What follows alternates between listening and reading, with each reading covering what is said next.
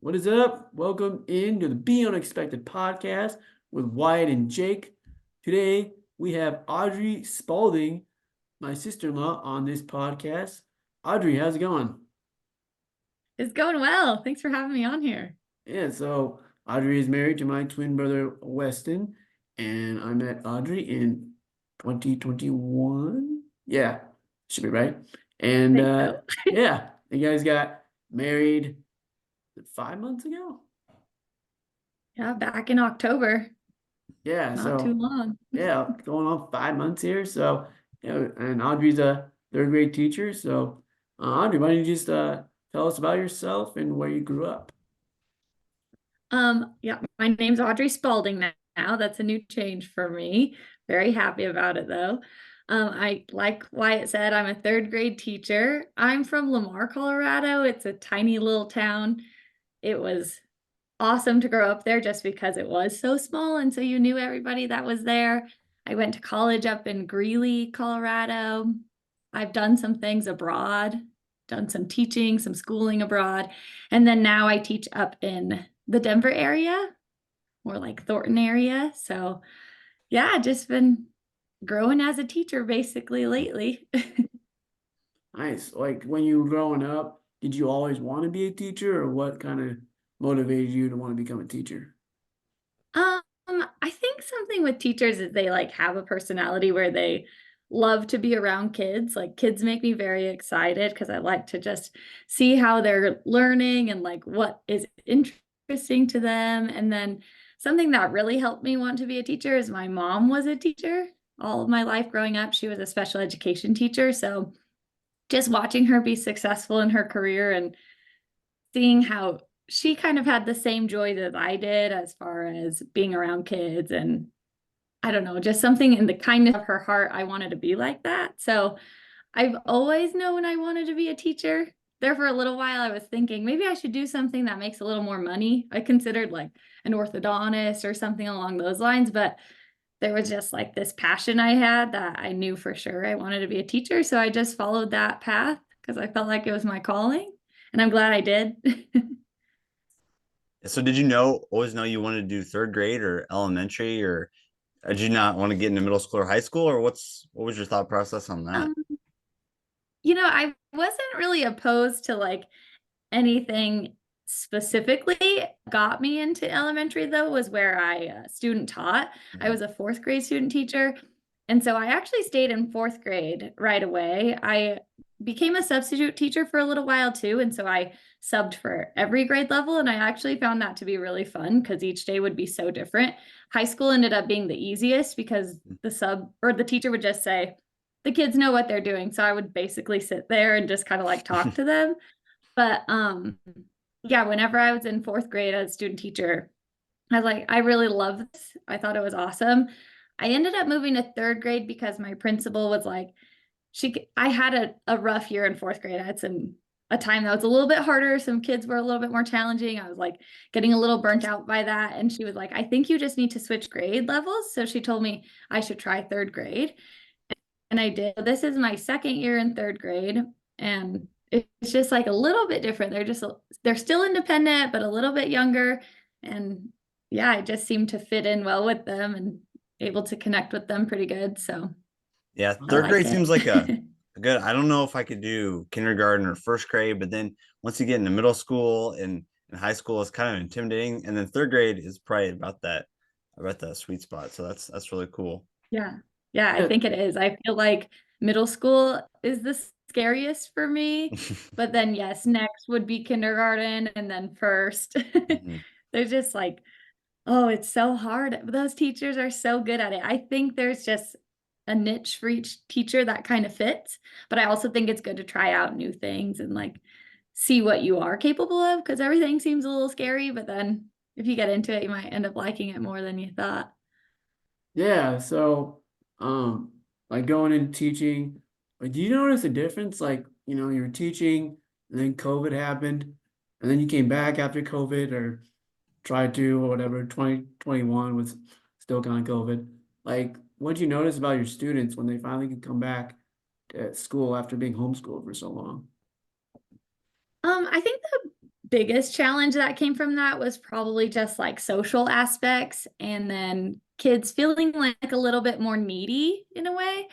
I think like students learning from home, their parents were not trying to like enable them for anything, but their parents were right there by their side the whole time. So they kind of just like, especially that first year back, were like, I don't know how, I don't know how. And so it was a lot of like, try, do this on your own, like get out there, try yourself. And then a lot of like the social interactions were interesting too for a little bit, because we were like forced to be separate.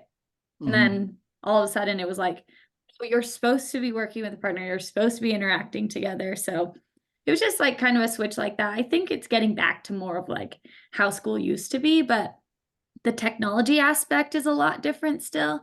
Like these kids know how to use a computer better than me, which isn't necessarily a bad thing, but they have access to so much stuff too. So really trying to monitor like how they use that for good and stuff like that is, it's been the new challenge, but I mean, there will always be challenges. Yeah. Yeah, that would be difficult, the COVID and then coming back and two and four. But yeah, so growing up, talk about some things that were really important to you. I know as you gotten older here, your relationship with Jesus is huge to you and Wes. Talk about some things you did like growing up, and then talk about how that your relationship with Christ just kind of how that started off. Okay, yeah. So something cool about me is that I had, I think, 10 years of perfect attendance at Sunday school. Wow. So Nice. I had this little banner with all these things on it, like even through the summer. And so if my family was traveling, we'd find a church to go to and I'd bring the pamphlet back and like let them know I still went. So that was something cool that my parents encouraged me to do. They were like, look at this, you haven't even missed any days. Let's just keep on getting more years. And then it was like this thing, I was determined to get another bar on my little like sash thing. So, I mean, that's kind of where it started, is my parents just encouraged us to go to church. And then my mom was a social or a Sunday school teacher. So she would stay for Sunday school. So then my brother and I would. And I ended up growing some really good church friends there. My brother would kind of like complain about going sometimes, but like he actually really did help me in my faith too, because I knew my parents would kind of like tell him, let's go. And then I would have him there at church. So that always made me feel better. And then we really got into our youth group growing up, and we took some really cool trips with them each summer. So it was like church was never a bad thing for me because I got to hang out with friends. I'm a very social person. And so I got to go see my church friends, and then it was fun for me that way. And then we got to go help other people in different places around the US. So my faith grew basically because of my church and that I would show up every weekend to there. Nice. I really So enjoyed where'd you that. guys go? Like around the world for your church group?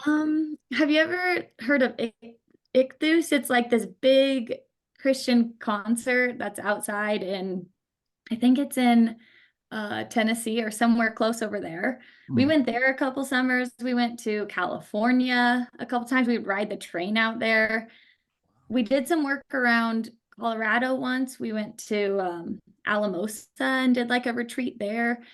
One time we went to Florida. Those are the ones I can remember the most. I think I did like 6 youth group trips with my youth group, and we would go do whatever they had planned for us. We'd pack meals if that was the thing. We'd like paint houses sometimes. We'd interact with kid groups and like go play with them for the day as just like more adults to, or well, older kids, I guess, to hang out with younger kids, Hmm. different things like that. And then we'd get to do something fun with each trip too. Like we'd go to like a place where we rode the roller coasters, or we get to go to that concert, things like that. So it was really awesome Yeah. opportunity. Yeah. Nice.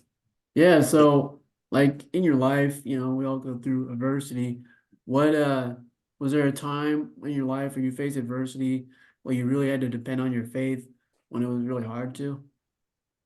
Um, you know, I think probably one of the biggest times for me was I actually had very similar surgery to you, Wyatt. I had the scoliosis back surgery. Mm. So that was interesting for me because it took me out of school for like a month or so. And again, I'm like such a social person, so I loved to see people. So being out of school was really hard for me. And then also on top of that, my body was like in a ton of pain. Yeah. But one of the first things I did going back to school was they had this Christian lunch group on Wednesdays that would meet.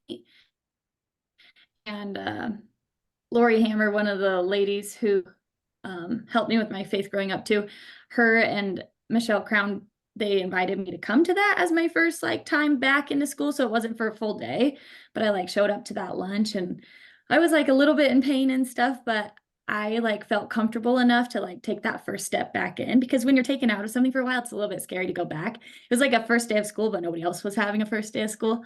So I felt lucky to have like this place full of Christians to go to first. And then I just from there just realized I'm like blessed to be able to be moving and walking and feeling good. So it was much easier to go back to school after that. Did you not feel like for me, my body didn't feel normal till like probably a year and a half or 2 years after. Was that the same for you? Did your body not feel like normal again till like a year or two after the surgery? Yeah, I feel like my body has never been the same from it, but it's Yeah. like gotten to be almost like better than it was before, I guess. Like Mhm. for me, it was so I had my surgery at the beginning of December. So all the way through basketball season, I was the manager and I was like, I had a hard time through that because like they would make me carry the balls and stuff like that. But I was like in so much pain. I was like, oh my gosh. But then I ran track after that. And I ended up being able to just like loosen up my body a little bit. Mhm. And it was like an individual sport. And I ended up just realizing like, wow, I'm having a lot of fun with this because I didn't have such high expectations on myself. And I was just out there because I was able to move. So Mhm. then from there, I like was able to gain more weight and stuff. Cause before my surgery, I was like, I had no energy to me because I was so tiny. Yeah. And then I just kept kind of growing, getting better from there. Yeah, so like kind of the little tasks were tough, but then kind of once you kind of got moving your body a little more and doing different and using different parts, things kind of got a little better. Yeah, for sure. I was Yeah, definitely like very stiff for a long yeah, time. yeah, I still am. There's still some things where I'm like, whoa, I can barely move. But yeah. then I get into like, I used to tell myself, oh, I can't do that because of my back. Mm, But the more I took that mindset away and was like, well, let me see what I can do. Let me try yeah, to like stretch through this. I'm starting to realize like, hey, I'm actually really able to still do a lot. So yeah, Yeah. yeah. I like that. So kind of talk about, I know that Wyatt and I have talked about a lot, and it is tough transition. So from high school into college, you went to Northern Colorado. Is that correct? mhm. Yeah. So talk about it's just I know for me I had a tough experience going being a freshman in college, and then just talk about that, and then kind of what led you to where you're at today, and then how you met Wes. Okay. So college for me was I like really loved it and enjoyed it. As far as like sports and stuff went, I didn't go to the gym hardly at all in college because I didn't really know what that was like. I played some intramural sports again, just like got with a group of friends and started playing some sports. So that was super fun for me. I School has always been something that's a little bit easier for me. I don't know if that's part of my teacher background or not, but like I love school. I love to do the work. I enjoy showing up. So getting through college was pretty like smooth sailing for me. I went and studied abroad in Costa Rica my junior year. So that got me this like urge to travel a little bit more. After that, I got a job at the school where I student taught, and I was a fourth grade teacher. And then I decided to go teach abroad in Spain for a little while. So that led me out of Greeley. That was my first step out of Greeley. Because there for a while, I was like, I think I'll stay in Greeley forever. It was like from my tiny town of Lamar to Greeley, a lot of people around here are like, oh, Greeley is so small. And for me, I was like, it's so big. I'm like in the Mm. city. Oh wow. So I thought I was gonna stay there. And then I went to Spain and I taught abroad for a little while. And I actually ended up going back home to Lamar after that. And that's where I was a substitute teacher for a bit. And I talked to my best friend Susie and I was like, I don't know if I should just stay in Lamar again. Like it was easier to make money there. It was cheaper to live there. I was like, I kind of feel like I should just stay because I'm like making money. And she was like, will it help you grow? Like, are you going to grow there? And I was like, okay, that was like all I needed to hear. And I was like, I got to go try something new. So I contacted my friend Emma from college because she was teaching up in this area. And I was like, can I come like live by you and like see if I can find a job? And so that's kind of what led me up this way. Mm. And I found a job in North Glen, and it was like a good distance from where her and I could live, and she could go one way to her school and I could go the other to mine, and then we'd meet in the middle again. And so that got me into teaching around this area. And I felt like that was like just the right move. I was facing new fears. I was like growing. I was somewhere I'd never been before. And I was like, oh, now I'm in the big city next to Denver. Yeah. And then, yeah, I kind of, whenever I was in Greeley, I got into CrossFit a little bit. So when I moved back up here, I was like, I need to find CrossFit because that's something that got me moving again. I love to be around people. So going to the gym alone is not a thing for me. So I did it mostly because it's a group class. And then when I did CrossFit up here, that's how I eventually met Wes, because one day I was working out and I was like, who's that guy? And I asked all my friends, who's that guy? And I was like, is he single? How do I get to meet him? Oh, that's funny. And then from there, it's all just history. I don't think he didn't have his long hair then, I don't think. No, he didn't. Oh, Yeah. wow. Yeah, like Yeah, it's Kieran when he knew him. first moved here. Yeah.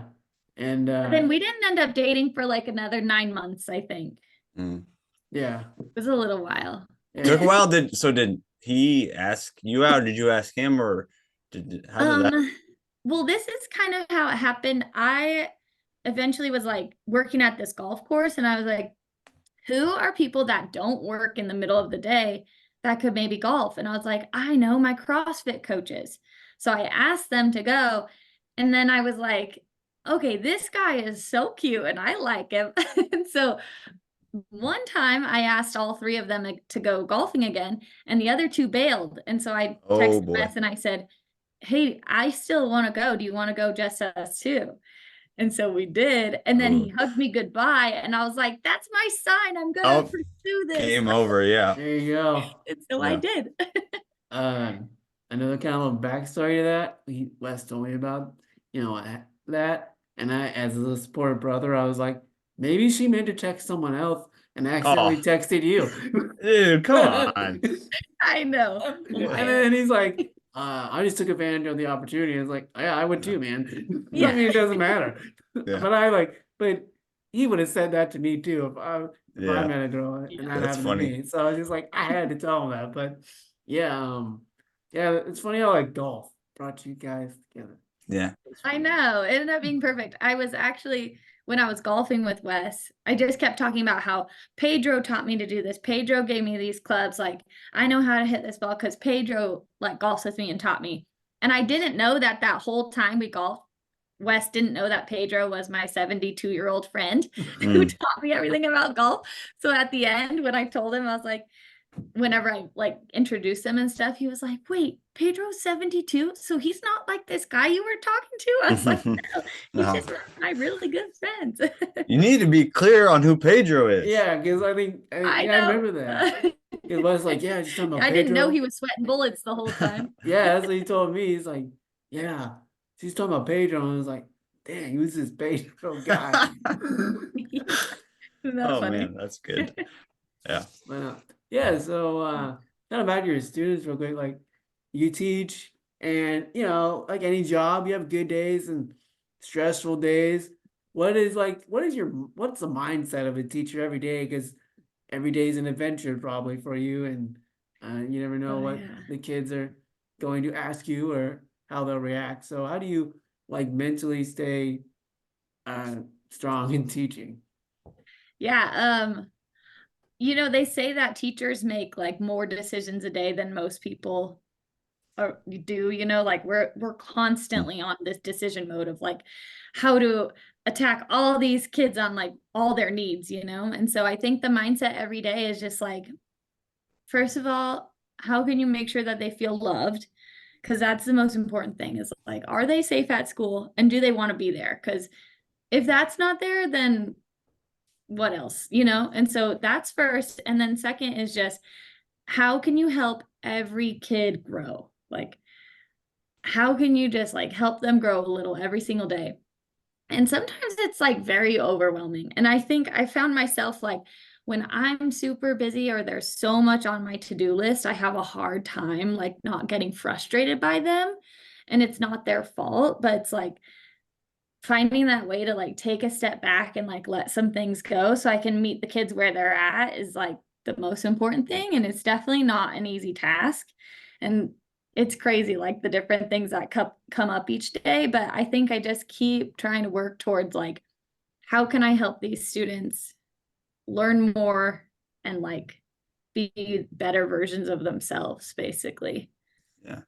Yeah, that could be tough on the daily too. And then especially I'm just curious as an elementary school teacher, you shared some good things, like what's the hardest part, right? Dealing with their parents or just like how do you resolve conflict? Because I know there's these little things with third graders, they get mad. Or so like what's kind of some of the harder things, like really, really difficult? Yeah. Hmm. I think it like depends on the year as far as like students go. Sometimes students can be the little bit more challenging part as far as like I just feel like I'm not connecting with this student to where they're like respecting me and being able to grow. Like sometimes it can be that. I think one of the hardest things though probably is like the expectation of like you have half your class that's far below grade level that don't even know how letters work together. And the expectation is to make every kid be able to be a reader on their own and like be at grade level and score this high on this test or that test. And it's just like these heavy expectations of this is where kids should be, but and you need to do every single thing in your power to get them there, which we do. But then it's always like they're still not where you wish they could be a lot of the time. So I think that would probably be the hardest thing for me. I don't think parents are too bad. I do think kids go through trauma at home, like depending on their home life, they come with so much. But I do like believe in my heart that parents do care about their kids. And if they're bringing them to school, that's the best step they can take. And so, and then the kids, they're just kids. They're trying to like grow as humans. So you can't really fully blame them. Sometimes it does get to be like, how am I going to help this person? But you just keep trying. But I do think like just the expectation of where kids are supposed to be when you have such a variety of where they actually are is like one of the hardest parts about it. Yeah. So in some kids, that's going to school is like the best part of their day, and that's the kind of their escape. So For and sure. that Yeah, and then yeah. So we've had a lot of like week-long breaks this year, which has been new for us, which hasn't like I've really enjoyed it and I think the kids have too, but it is like a reset every single time they come back of like your home life is not the same as your school life. So like let's refocus in on what's the goal here when we're here. So it's just like I don't know, all these kids live such a different life at home. So you never Yeah. know what they're like going through there or, how they do at home, I guess. Yeah, and then like you have the kids, like I was one of them, like you just dreaded going to school mm, because it was hard. And Mm-hmm. so like I don't know, I think Wes liked school. He was 50-50. I think it depended on the subject, but like I didn't like school. But I think when I got to eighth or ninth, it's like if I was good at school, I probably would like school. But then you got the Yeah. kids that, I was in resource, so you're struggling, and I bet like as a teacher, you've probably seen that a lot. Like, yeah, they're just frustrated because they just struggle in this subject or something. Mhm. Yeah, for sure. I feel like part of that too is another one of those like teacher expectation things. Going back to like the hardest part about it is I have these students who don't necessarily know exactly what's like happening and stuff. So finding the way to give them different like supports or accommodations or like individual attention to like help them know like, hey, you can do this, or like, here's a way that you're going to be successful. Like sometimes we put a lot of pressure on ourselves, like, I'm not making this accessible to enough kids. Like I'm not changing this enough. But when you're planning 5 subjects a day for 30 kids and they're all at different needs, it's like you put this pressure on yourself of like, I'm not helping every kid be able to hit their max. So I think that's definitely part of education. You know. What so then how do you So what's one of your like so coming home from work, from a long day, busy day. So what's your kind of way to not escape, but just kind of release and just kind of let that go so you can enjoy your evening west. You can enjoy time with friends. Do you have like something that's helpful for you? Um, I feel like in the past, when I first started my career, I did a lot of like, oh man, today went bad. I'm not prepared for tomorrow. I bring home work. I work all night. I'd go back the next day. I'd be exhausted because I still wouldn't feel caught up. So I think one of the most important things I do is I found a way to like kind of leave work at work and not really work at home. I do a little bit on the weekend every weekend just Mhm. to make sure I'm prepared because Yeah. again, I told you guys like if I'm overwhelmed by my work, then I get frustrated with the Mm. kids. So I have to make sure I'm prepared. But I think just realizing that like I give it my all when I'm there and I leave things there has actually really helped me. I do a lot of like my Bible reading either in the morning or right before bed. And then I also just am in two different book clubs. So I read my own books for fun. Mhm. And that's one of my outs. And then honestly, coming home to Wes really helps me too. He like always keeps me grounded. He's one of the most like, I don't know, he's calm about the way he sees life for others, especially. So he just like takes in any of my feelings that I might have and he makes me feel better. So that helps too. Like, I wish I would have seen the calm. I think Yeah. calm for Wes and I were different between Yeah. you and Wes. Well, Yeah. yeah, that's why I say he's calm for other Yeah. people. Yeah, He's it's not just always like calm about his own emotions, but that's no, okay. but We like all have that. when I'm with him on you're like calm, it's like I think ours is not what people think is calm. Mm. If it's just Wes and I, but yeah, Uh, yeah, he definitely yeah, it's cool. I see you guys are pretty good at like talking about each other's day, helping each other out. Um, and then you guys work out together a lot, right? Not so much anymore. We did for a while, but he's not really doing CrossFit right now and I am. So Okay, I do the morning CrossFit usually. And then so that makes us have a pretty early bedtime too. So, right. just kind of that routine of like make dinner. We watch his new thing is watch tennis. Oh And yeah. then just kind of like, I don't know, get in that routine of going to bed, do my nightly yeah. routine so that I'm like sleep. Nice. I have enough sleep before I go see these Oh. kids again. So, what are like your goals for your future, either in teaching or outside of teaching that you're working on or you're gonna hopefully start working on in the future that you want to Yeah. work on? I have my master's in teaching English as a second language, and I feel as though I connect really well with like English language learning students a lot of the time. Like I have a big heart for different culture, I feel like. So one of my next steps in education for sure is to be in the ESL program, so English as a second language, and hopefully teach some newcomers to the country and stuff like that. That would be a goal. I want to keep teaching third grade for a little longer, really get like my hands around that. And then I don't really know from there. I want to stay in education for sure. Mhm. I think there's like areas of education that can be formatted a little bit better. So I want teachers to be able to feel valuable and like have other teachers like help them. So, working alongside people to like try any kind of like new initiative or something like that would be important to me too. I just want this career to be something where we aren't overwhelmed and we feel supported and we feel like no matter what, we are helping these kids grow. So I want to stay in the career for sure. I don't know for sure my next steps. I just know for sure ESL someday. Mhm. Awesome. ELD, they call it now, English Language Development. It changes like every 2 years what acronym they use, but same thing.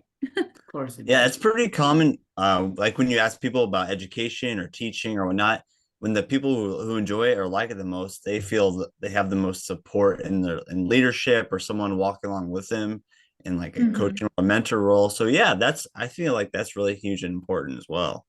Yeah, and Mhm. like teachers Yeah. like you are there to help the kids. Hmm. They get a Mhm. lot of I don't know about elementary, but like, high school, we've all had the teacher, like they just are doing it for the job. They don't care. And then you have the teachers that do care. So Hmm. Yeah, it's nice Yeah. to yeah. have teachers like you helping us our future. Yeah.